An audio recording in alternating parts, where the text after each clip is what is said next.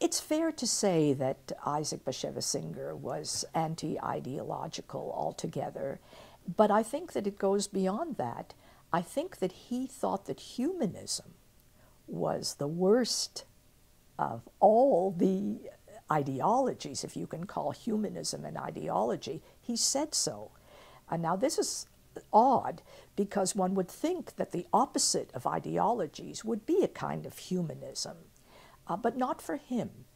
I think that he felt that as soon as one lost one's religious moorings, and as soon as one lost the idea of no, of the negative commandments, of the part of Judaism that tries to rein you in, there was no holding humanity back after that, that was going to be the end of civilization. And you can see that in one character after another, many of them modeled on himself.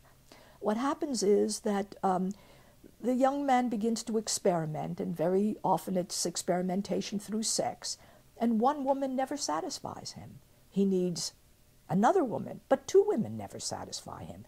And then he needs a third woman, but three women never satisfy him. And the madness that he begins to generate in these characters is the madness of an insatiable kind of hunger, and a sense that I cannot be stopped. Nothing is ever going to make me happy.